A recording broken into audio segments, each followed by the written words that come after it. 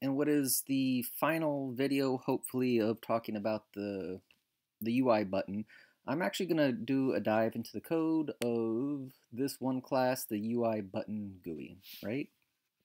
And we're going to talk about code in this video. It's going to be less focused on storyboards, but also still about storyboards. So how do we connect these to our code, right? Well, the first thing is I can look at this class UIButtonGUI. And first of all, let's kind of take a look at the inspector and just kind of remember what's on here. Is that we've got all this corner radius, mask to bounds, blah, blah, blah, blah, blah. And that is all stuff that is not seen on our standard UI button, right? So we need to, or we're going to look into this class, right? And it's called the UIButtonGUI. And it's over here in my UI widgets, right? And I've got all these code, or all these variables listed with an inspectable tag in front of them. So that means that you can inspect it from the storyboard. Now I've got this one value down here called swoop, and I'm going to remove the inspectable tag here, and we're going to go look at our view controller, and I'm going to look at our credits, and our credits had swoop and it just poofed away, right? Because we no longer have swoop on our class, and it's updated to show that. Cool. So we still have a few things we need to do. Let's connect these to our view controller so we can touch them in the view controller. And how are we going to do that? Well, the first thing I'm going to do is I'm going to make all our side panes go away so we have a nice unobstructed view. And then I'm going to add, over here in the right hand corner, this assistant view. Shit. Did I lose a view? Bring it back. So, sorry. This is not the view I want. Here we go. Over here, we want this to be our initial view controller. So if I click over here, turn based RPG, go down to our initial view controller so we actually see the code. And then over here, we're gonna make sure our view is lined up.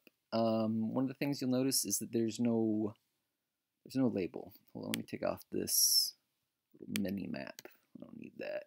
And then I'm gonna open up this pane in the storyboard, left hand of the storyboard, not this pane over here, which is the file view. We don't need the file view. We want this view. We're going to look for status in our initial view controller, and we're going to open this up, and there's nothing in here that says status, so I'm going to take this out. That was an old thing I had up there, and I don't need it anymore. What I need now is I need this button. Come on. This is going to be an outlet, and it's going to be the credit button. I don't need to say outlet. It's just the credit button. And this is going to be your start button.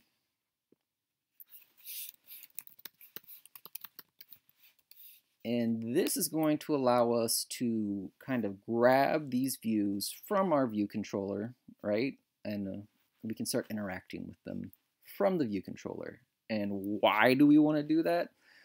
Well, it's a good question, and we're going to talk about it. But not before we do some other stuff. So I've done these outlets, and like I said, that's how we kind of call these views from our view controller. Now I'm going to go kind of the other way, and I'm going to say from this credits button, I'm going to do a credit action, right? And that's just like, I'm sorry, not mess this up. We don't want to do that. We want to come over here, and we want to do an action, right? I said action. Action. Credit action, right? And I don't actually need to say credit action. I'm going to, and we're going to say print. And this is going to just say roll credits, right? Saying it's kind of over. But yeah, that's what that is. Now we've got these kind of connected. What can we do with them, right? So